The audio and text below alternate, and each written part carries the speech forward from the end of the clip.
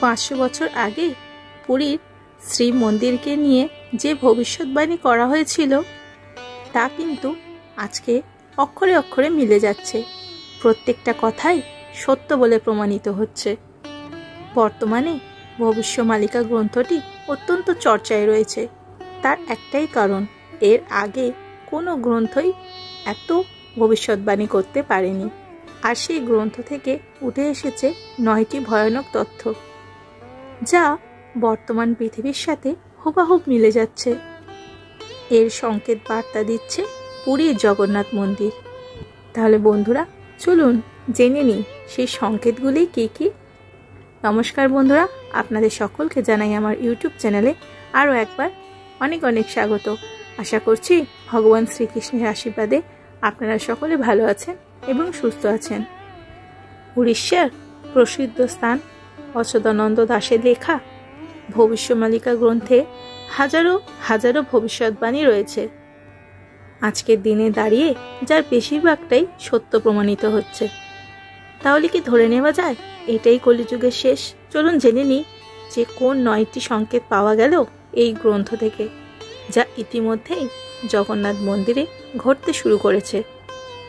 বন্ধুরা, পুরীর শ্রীমন্দিরে যে নবকলেবর উৎসব পালন করা হয়, সেখানে জগন্নাথ, বলরাম এবং সুভদ্রার বিগ্রহ নতুন করে বানানো হয়।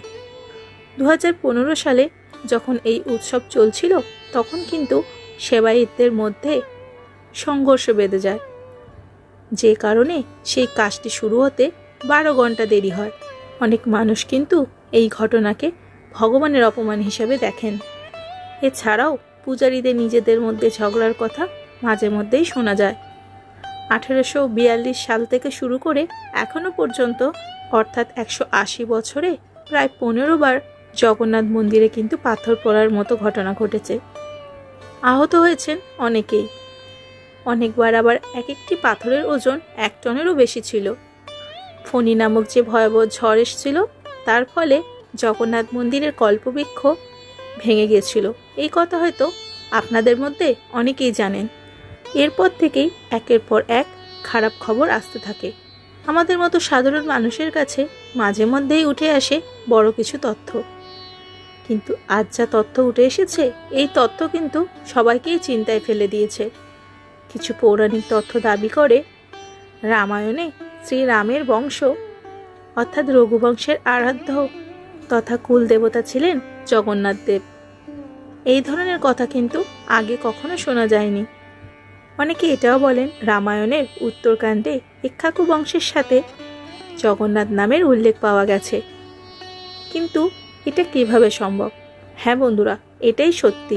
এই রকম আরও অনেক চমকে দেবার মতো তথ্য রয়েছে এই গ্রন্থে।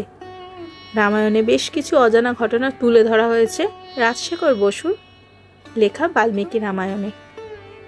2019-এ ভয়াবহ ঝড়ের ফলে মন্দিরের ধ্বজা কিন্তু খসে গিয়েছিল এবং সমুদ্রে সেটি সমাহিত হয়ে যায়। এরপর 2020 সালেও ঝড়ের ফলে মন্দিরের ধ্বজা খুলে যায়। জগন্নাথ মন্দিরের ধ্বজা খসে যাওয়ার ঘটনাকে অশনি সংকেত বলে মনে করা হয়, যার পরেই কিন্তু শুরু হয় করোনা মহামারীর দাপট।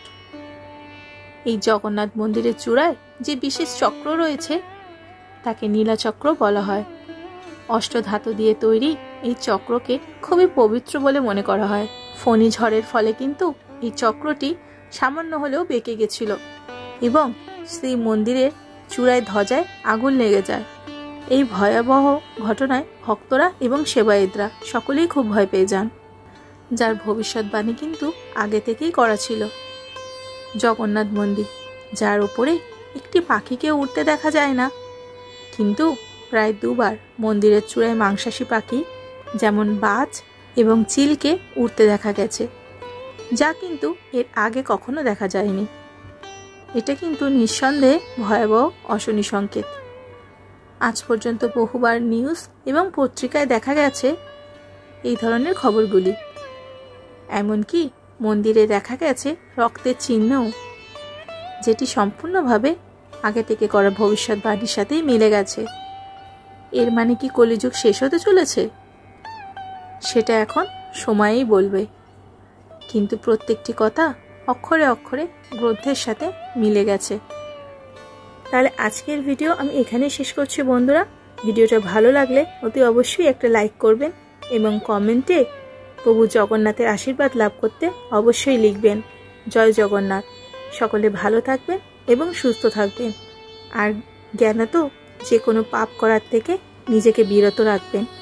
তাহলে দেখবেন এই কলিযুগ থেকে অনায়াসেই আমরা পরিত্রাণ পেয়ে যাব। ধন্যবাদ। জয় জগন্নাথ।